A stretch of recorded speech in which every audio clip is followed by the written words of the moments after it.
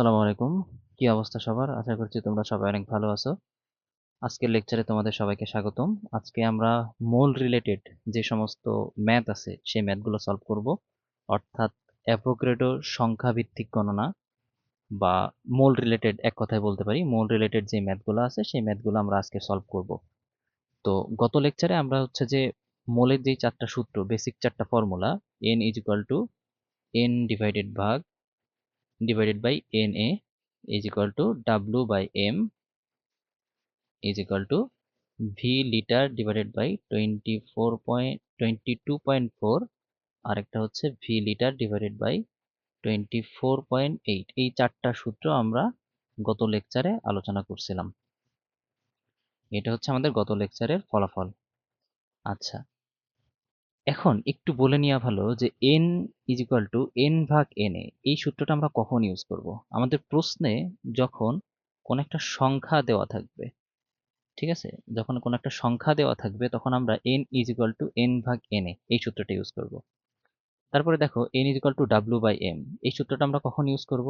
যখন আমাদের প্রশ্নে কোনো একটা ভর বলে দেওয়া থাকবে তখন আমরা ইউজ করব n is equal to n w by m। আচ্ছা, n is equal to v litre divided by 22.4 এটা আমরা কখন ইউজ করব? যখন আমাদের প্রশ্নে আয়তন বলে দেওয়া থাকবে এবং স্পেসিফিক ভাবে শুধু আয়তন বলে দিলেই হবে না, এসটিপি এই কথাটা উল্লেখ থাকবে, অথবা আমাকে এই কথাও বলে দেওয়া থাকতে পারে প্রমাণ তাপমাত্রা ও চাপ অথবা আদর্শ তাপমাত্রা ও চাপ। প্রমাণ তাপমাত্রা ও চাপ এবং আদর্শ তাপমাত্রা চাপ এসটিপি নির্দেশ করে। এবং লাস্টলি আমার হচ্ছে ভি লিটার ডিভাইডেড বাই 24.8। এটা আমরা কখন ইউজ করব? যখন আমাদেরকে কক্ষ তাপমাত্রা এবং চাপ এই শর্ত বলে দিবে অথবা এসএটিপি এই কথাটা লেখা থাকবে, standard ambient temperature and pressure. এটা হচ্ছে আমাদের মোটামুটি গত লেকচারের আলোচনা ছিল। আচ্ছা, সো ম্যাথ করার আগে আমি তোমাদেরকে একটু বলে দিই যে আমরা n ভাগ na এই সূত্রটা ইউজ করব যখন আমাদের কোনো কোনো একটা সংখ্যার পরিমাণ বলে দেওয়া থাকবে বা কোনো একটা সংখ্যা নাম্বার বলে দেওয়া থাকবে। w বাই m এটা ইউজ করব যখন আমাদেরকে কোনো একটা ভর বলে দেওয়া থাকবে। এসটিপি বা এসএটিপি যদি বলে দেওয়া থাকে আমরা v litre divided by 22.4 or v litre divided by 24.8 এই চারটা সূত্র আমরা ইউজ করব। মনে রাখার বিষয় হচ্ছে যে একটা জিনিস মাথায় রাখবা, প্রতিটা ম্যাথে, ঠিক আছে, প্রতিটা ম্যাথে এই চারটা সূত্রর যে কোনো দুইটা সূত্র ইউজ হবে। প্রতিটা ম্যাথে দুইটা ফর্মুলা ইউজ হবে, ঠিক আছে, যে কোনো দুইটা ফর্মুলা ইউজ হবে, এটা একটু মাথায় রেখো।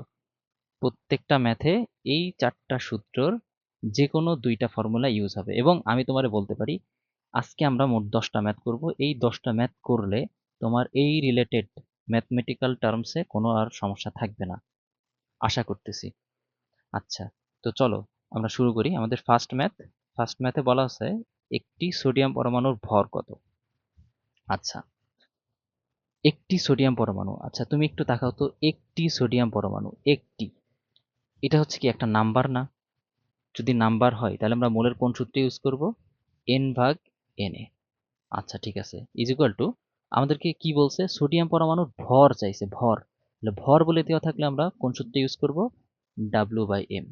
এই যে দেখো, এখন তুমি জাস্ট এই সূত্রে তুমি মান বসাই দাও তাইলেই হয়ে যাবে। একটি এন এর মান কত? 1।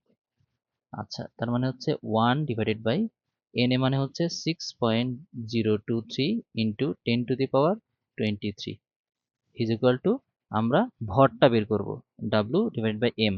এম সোডিয়ামের এম হচ্ছে 23। সো আমাদের এমটা হবে কত এখানে? 23।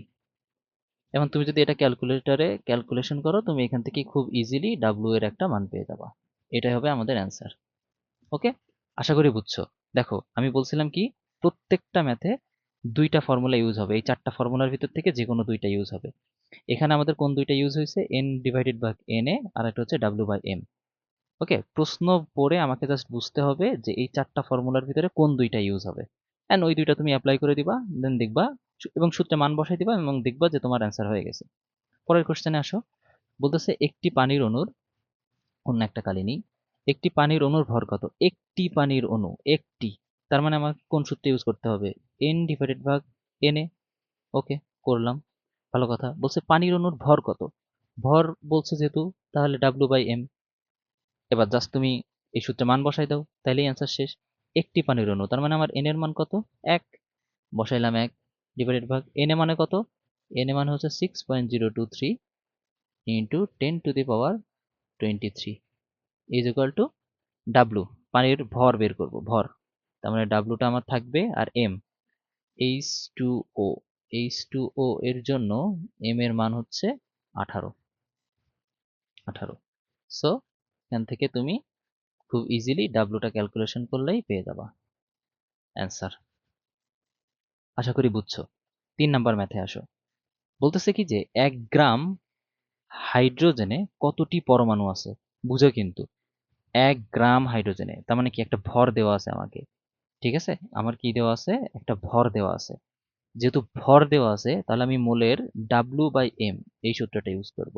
ওকে, সমান সমান বলছে কতটি পরমাণু আছে। কতটি মানে একটা সংখ্যা, কতটি নাম্বার, তার মানে আমাকে ইউজ করতে হবে N/Na। ওকে, আশা করি বুঝছো। 1 গ্রাম, তার মানে ডাব্লিউ এর মান হচ্ছে 1। ভালো কথা। হাইড্রোজেন, হাইড্রোজেন পরমাণু বলছে, কিন্তু এটা কিন্তু মাথায় রাখবা। অর্থাৎ তোমার কাছে বলছে এইচ, এইচ এর এম হচ্ছে 1। ঠিক আছে, এখানে যদি বলতো অণু, অণু, হাইড্রোজেন অণু, তাহলে কিন্তু আমরা ইউজ করতাম H2, এবং সেক্ষেত্রে কিন্তু আমাদের এম এর মান হতো 2। আমাদেরকে কিন্তু বলে দিছে হাইড্রোজেন পরমাণু, দ্যাটস ওয়াই আমাদের এম এর মান হবে 1। আচ্ছা, 1/1 ইজ ইকুয়াল টু এন, কতটি পরমাণু, এটাই আমরা তো বের করব। N divided by 6.023 into 10⁻23। এটা ক্যালকুলেটরও লাগবে না, এখানে এন এর মান ওই 6.023 ইন্টু 10⁻23 এতই আসবে, 23। আচ্ছা, এটাই হচ্ছে আমাদের কি অ্যান্সার। এই ম্যাথগুলো কিন্তু খুবই সহজ, এইগুলো কিন্তু তোমার জাস্ট এমসিকিউতে আসে, বুঝছো, রিটেনে খুব বেশি একটা আসে না। আচ্ছা, 4 নাম্বারে আসি। 4 নাম্বার কোশ্চেন আমাদের কি বলছে? 4 নাম্বার কোশ্চেন আমাদের বলতেছে হচ্ছে 11 গ্রাম কার্বন ডাইঅক্সাইডে কতটি অণু আছে। আচ্ছা, ভালো কথা। 11 গ্রাম, ডাব্লু, গ্রাম, ভর বলা আছে, তার মানে আমাদেরকে ইউজ করতে হবে মোলের W/M এই সূত্রটা। ওকে, ভালো কথা। বলছে কার্বন ডাইঅক্সাইডে কতটি অণু আছে, কতটি অণু আছে মানে একটা সংখ্যা, এখানে ইউজ করতে হবে N/Na। ওকে, আচ্ছা, এখন যদি আমরা ডাব্লিউ এর মানটা বসাই, কত ভাইয়া ডাব্লিউ এর মানটা? 11। ওকে, ডাব্লিউ এর মানটা হচ্ছে 11 গ্রাম। আচ্ছা, ডাব্লিউর মানটা হচ্ছে 11 গ্রাম। ওকে, এবার আমার লাগবে হচ্ছে মোলার ভর, এম এর মান, কার্বন ডাই অক্সাইডের জন্য CO2, CO2 এর জন্য এম এর মান হচ্ছে আমাদের 44। সো এখানে আমি বসাই দিলাম 44 ইজ ইকুয়াল টু, আমাকে বের করতে হবে কতটি অণু আছে। ঠিক আছে, এন এর মান বের করব। আর এন এ কত ভাইয়া? এন এ হচ্ছে 6.023 ইন্টু 10⁻23। এখান থেকে তুমি জাস্ট ক্যালকুলেটারে খুব ইজিলি মানটা পেয়ে যাবা। ক্যালকুলেটরে বসাইলেই তুমি এখান থেকে মানটা পেয়ে যাবা, আমাদের অ্যান্সারটা পেয়ে যাবা। ওকে, আশা করি বুঝতে পারছো। আমি আবার একটু রিভিউ করি বাকি ম্যাথগুলো সলভ করার আগে। আমাদেরকে 4টা সূত্র ছিল, আমাদের হাতে 4টা সূত্র ছিল। কি কি? N is equal to N ভাগ N A, W/M, V litre divided by 22.4, V litre divided by 24.8। Okay, কি বলছি? প্রত্যেকটা ম্যাথে যে কোনো 2টা ফর্মুলা ইউজ হবে, এই 4টা ফর্মুলার যে কোনো 2টা ইউজ হবে। এবং তুমি দেখো, আমাদেরকে আগে এখানে সংখ্যা বলে দিছিল, দ্যাটস আমরা সংখ্যার সূত্রটা ইউজ করছি, এবং আমাদেরকে ভর জানতে চাইছিল, সো ভরের সূত্রটা ইউজ করছি। তাহলে সংখ্যা আর ভরের ভিতরে আমরা সূত্র পেয়ে গেছি। Similar math. 2 নাম্বার ম্যাথও সেম। 3 নাম্বারে আসো। 3 নাম্বারে আমাদেরকে ভর বলে দিছিল, সংখ্যা বের করতে বলছে, ভর আর সংখ্যা সূত্র লিখছি।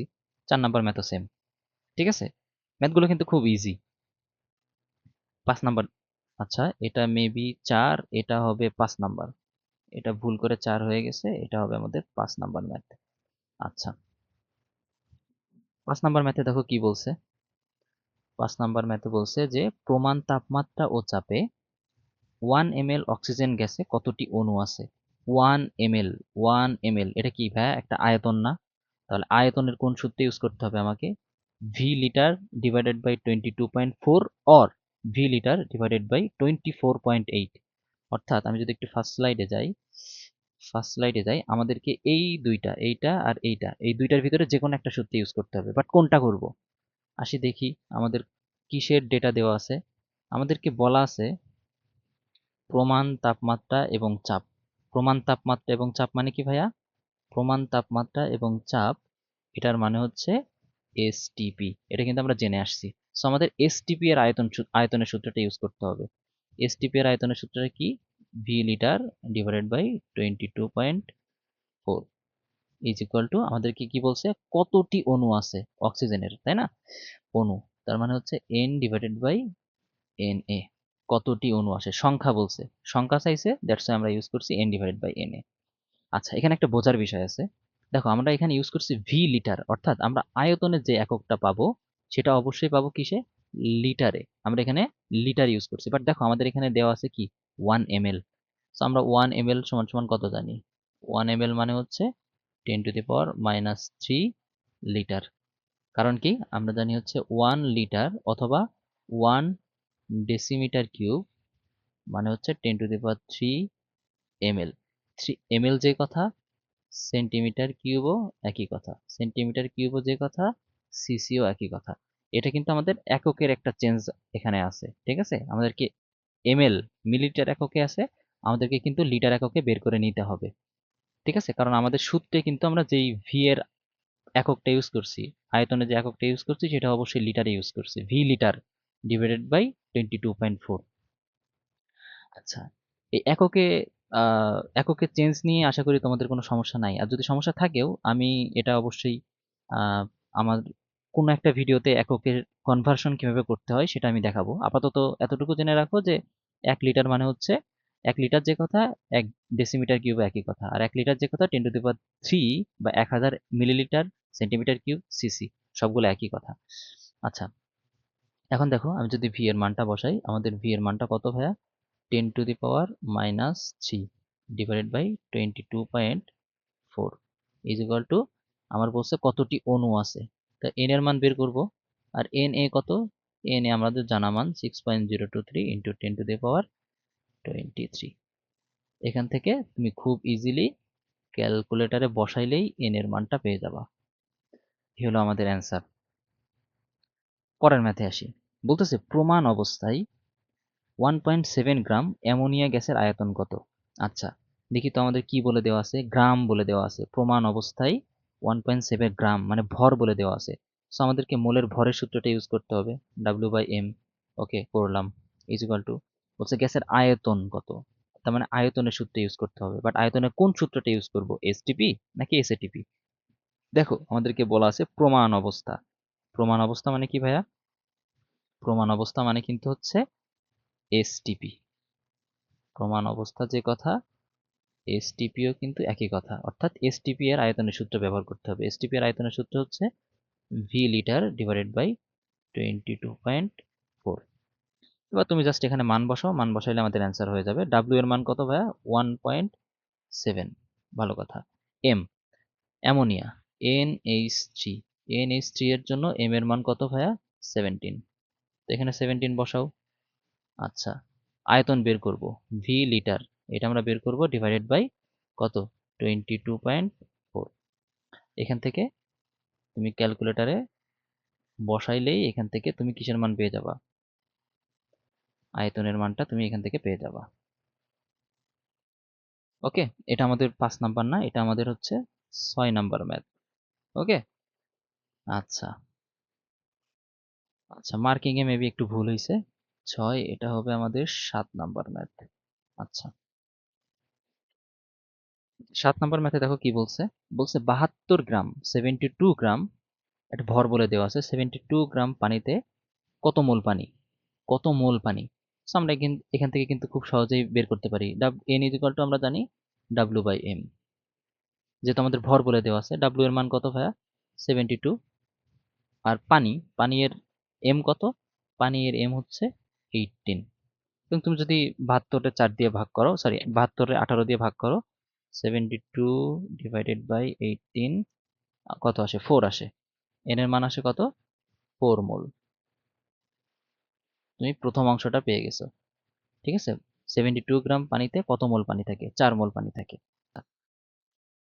এখন কোশ্চেনের দ্বিতীয় অংশে আসি। দেখো দ্বিতীয় অংশে বলছে যে কতটি পানির অণু আছে। কতটি পানির অণু আছে। আমরা কিন্তু জানি ভাইয়া যে 1 মোল H2O মানে হচ্ছে কতটি H2O, 6.023 ইন্টু 10⁻23 এতটি H2O। এটা কিন্তু আমরা জানি। সো আমাদের কাছে আছে কয় মোল? 4 মোল। তো তুমি এটাকে জাস্ট 4 দিয়ে গুণ করে দিলে অ্যান্সার পেয়ে যাবা। 4 মোল H2O মানে হচ্ছে 4 ইন্টু 6.023 ইন্টু 10⁻23। এটা করলেই আমাদের এখান থেকে একটা অ্যান্সার পেয়ে যাবা তুমি। ওকে, আমি কিন্তু অ্যান্সার বের করতেছি না, কারণ আমার আসলে অ্যান্সার বের করাটা মেইন উদ্দেশ্য না। ম্যাথগুলো কিভাবে সলভ করব সেটা তোমাদের বোঝাইতে পারলেই হয়েছে। এই ম্যাথটা আমি আরেকবার একটু রিভিউ করি। আমাদের ম্যাথে দুইটা পোর্শন বা দুইটা অংশ ছিল। প্রথম অংশে বলা হচ্ছে 72 গ্রাম পানিতে কত মোল পানি আছে। তো আমি জাস্ট নর্মালি W/M, যেহেতু আমাদের ভর দেওয়া আছে 72 গ্রাম, ভরটা দেওয়া ছিল, সো আমি ভরের সূত্রটা ইউজ করছি মোলের W/M। সো এখান থেকে 4 মোল পাইছি। এখন বলছে যে কতটি পানির অণু আছে দ্বিতীয় অংশে। তো আমরা জানি 1 মোলে আছে 6.023 ইন্টু 10⁻23 এতটি পানির অণু, অতএব 4 মোলে কতটুকু আছে জাস্ট ঐকিক নিয়মে বের করে ফেলছি। আচ্ছা, এটা হবে আমাদের 8 নাম্বার ম্যাথ। 8 নাম্বার।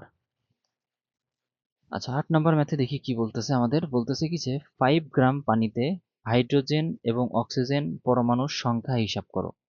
5 গ্রাম পানিতে হাইড্রোজেন এবং অক্সিজেন পরমাণুর সংখ্যা হিসাব করো। পানিতে, পানি মানে হচ্ছে H2O, অর্থাৎ পানিতে পানিতে হাইড্রোজেন কিন্তু থাকে হচ্ছে 2টা, আর অক্সিজেন কয়টা থাকে?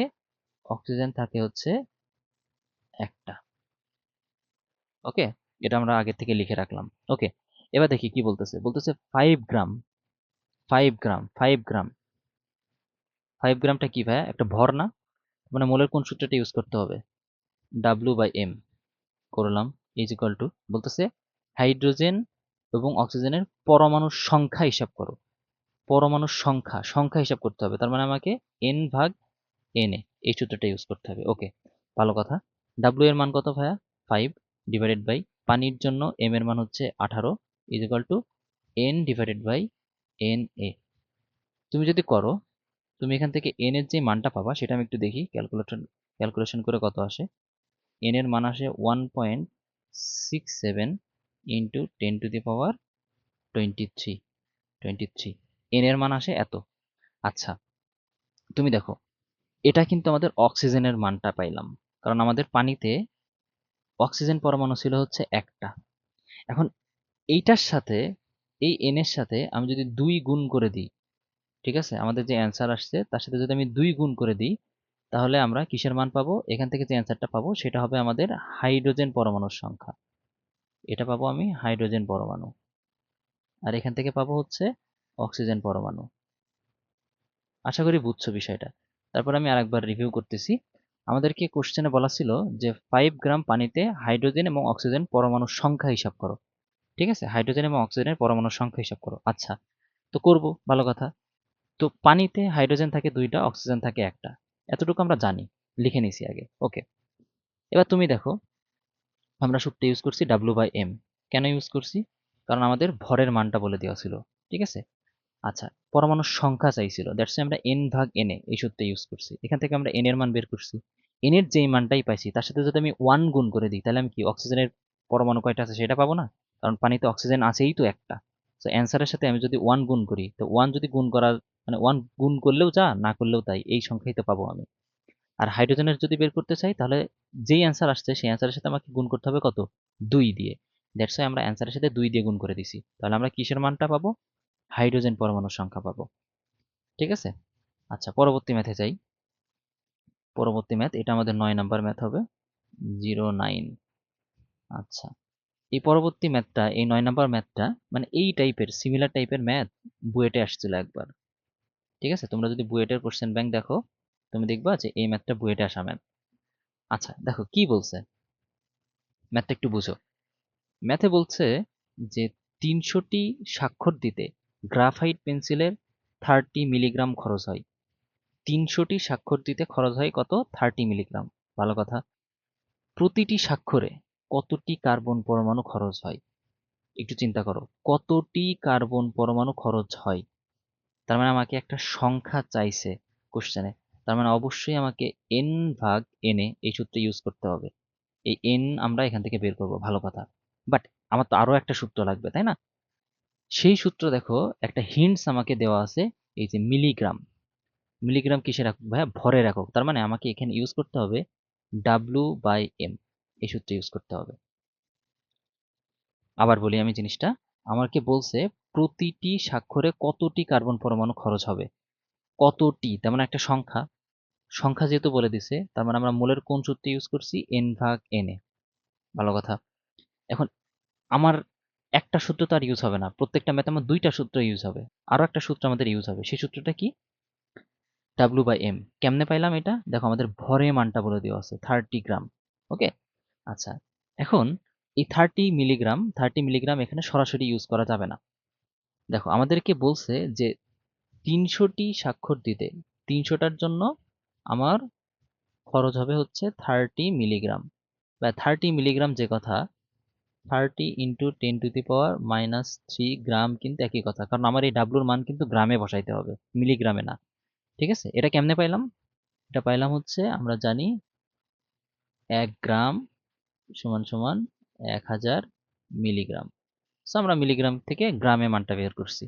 আচ্ছা, 300টি স্বাক্ষর দিতে যদি 30 ইন্টু 10⁻³ এত গ্রাম গ্রাফাইট খরচ হয়, তাহলে একটিতে কতটি খরচ হবে? এখান থেকে তুমি যদি ক্যালকুলেশন করো, তাহলে আমাদের অ্যান্সারটা আসে হচ্ছে 30 ইন্টু 10⁻³ ডিভাইডেড বাই 300 আসে হচ্ছে 1 ইন্টু 10⁻⁴। দেখো আমাদের ডাব্লুর মানটা পেয়ে গেছি। সো তুমি এখানে ডাব্লুর মানটা বসাও, 1 ইন্টু 10⁻⁴। ভালো কথা। M, M car? কার্বনের। কার্বন কিসের? কার্বন পরমাণু। কার্বন পরমাণুর ভর কত? 12 is equal to n divided by na। এখান থেকে ক্যালকুলেটরে তুমি বসাইলেই একটা অ্যান্সার পেয়ে যাবা। ঠিক আছে, বুঝো, কোশ্চেনটা বুঝো। ঠিক আছে, তোমার কাছে বলছে কতটি কার্বন পরমাণু খরচ হবে, দ্যাটস ওয়াই আমরা n ডিভাইডেড বাই na এই সূত্র আমরা ইউজ করছি। ভালো কথা। একটা সূত্র ইউজ করলে তো হবে না, আমাকে তো আরো একটা সূত্র ইউজ করতে হবে। সেই সূত্রের একটা হিন্টস দেখো আমাকে এখানে বলে দিছে 30 মিলিগ্রাম, অর্থাৎ আমাকে ভরের সূত্রটা ইউজ করতে হবে। বাট ভরের সূত্র ইউজ করতে গেলে আমরা ডাব্লিউ এর মান কিসে নিই? অবশ্যই গ্রামে। সো আমরা 300টার জন্য যদি এত গ্রাম পাই, একটার জন্য কত গ্রাম পাবো, এই গ্রামটা আমরা বের করে নিছি। দেন এটা আমরা সূত্রে ইউজ করছি। আচ্ছা, পরবর্তী ম্যাথে যাই। এটা আমাদের 10 নাম্বার ম্যাথ। এটা হচ্ছে আমাদের 10 নাম্বার ম্যাথ। আচ্ছা, এই ম্যাথে কি বলছে? একটি বিকার থেকে সাধারণ তাপমাত্রা এবং চাপে প্রতি ঘন্টায় 1 মিলিগ্রাম পানি বাষ্পীভূত হয়। কত ভাইয়া? প্রতি ঘন্টায় হয় 1 মিলিগ্রাম পানি বাষ্পীভূত। আচ্ছা, ভালো কথা। তবে ওই প্রক্রিয়ায় প্রতি ঘন্টায় কতটি জলীয় বাষ্পের অণু তৈরি হবে? কতটি তার মানে সংখ্যা। ওকে, n/na এটা আমরা জানি, ইজ ইকুয়াল টু, দেখো আবার আমাদের একটা ভরের ডেটা দেওয়া আছে 1 মিলিগ্রাম। তার মানে অবশ্যই আমাকে ইউজ করতে হবে W/m এই সূত্র। ওকে, আচ্ছা দেখো এখানেও প্রতি ঘন্টা, এখানেও বলছে প্রতি ঘন্টা, দ্যাটস ওয়াই আমাকে ঘন্টাকে অন্য কোনো এককে কনভার্ট করার কোনো প্রয়োজন নাই। সেকেন্ড বা আওয়ারে আমার কনভার্ট করা লাগতেছে না, ঘন্টা ঘন্টার মতোই থাক। এই ভরটাকে আমাকে একটু কনভার্ট করে নিতে হবে। আমরা জানি 1 গ্রাম মানে হচ্ছে 10⁻³ মিলিগ্রাম বা 1000 মিলিগ্রাম। সো 1 গ্রাম মানে হবে হচ্ছে কত? কত গ্রাম? 10⁻³ গ্রাম। ওকে, সো তুমি যদি এখান থেকে 10⁻³ ডিভাইডেড বাই পানি, পানির জন্য পানির আণবিক ভর কত? পানির আণবিক ভর হচ্ছে 18 ডিভাইডেড বাই n এর মান তুমি বের করবা। আর na কত? na হচ্ছে 6.023 ইন্টু 10⁻23। এখান থেকে তুমি জাস্ট ক্যালকুলেটরে বসাইলেই n এর মানটা পেয়ে যাবা। ওকে, ম্যাথটা আমি আরেকবার রিভিউ করি। আমাদেরকে বলা হচ্ছে প্রতি ঘন্টায় 1 মিলিগ্রাম পানি বাষ্পীভূত হয়, তাহলে প্রতি ঘন্টায় কতটি জলীয় বাষ্পের অণু পাওয়া যাবে? যেহেতু বলছে কতটি, দ্যাটস আমরা n ডিভাইডেড বাই na এই সূত্র ইউজ করছি। আর যেহেতু আমাদেরকে এখানে একটা ভর বলে দেওয়া ছিল, দ্যাটস আমরা ইউজ করছি W/m এই সূত্র। আচ্ছা, কতটি এটা তো আমরা বের করবই। এখন এই W/m এর মান আমরা জানি, কিন্তু এই W এর মানটা আমরা বের করে নিতে হবে, কারণ এই W এর যে মানটা সেটা আমরা অবশ্যই কিসে, কোন এককে ইউজ করি? গ্রাম এককে ইউজ করি, কিন্তু আমাদেরকে বলে দেওয়া ছিল মিলিগ্রাম এককে। তো আমরা জানি 1 গ্রাম ইজ ইকুয়াল টু 10⁻³ মিলিগ্রাম। অনেক স্টুডেন্টের সমস্যা আছে, নাই যে তা না। অনেকে আয়তনের একক কনভার্ট করতে পারে না, চাপের একক কনভার্ট করতে পারে না, ঠিক আছে, এরকম ভরের একক কনভার্ট করতে পারে না। এগুলো নিয়ে আমি একটা আলাদা একটা ভিডিও বানাবো। আপাতত এতটুকু জেনে রাখো যে 1 গ্রাম ইজ ইকুয়াল টু 10⁻³ মিলিগ্রাম। এই সেম জিনিসটা আমরা এখানে ইউজ করছি। ওকে, আচ্ছা, আমাদের লাস্ট ম্যাথ এটা আমাদের 11 নাম্বার ম্যাথ। ঠিক আছে, আচ্ছা, ম্যাথে কি বলা দেওয়া আছে?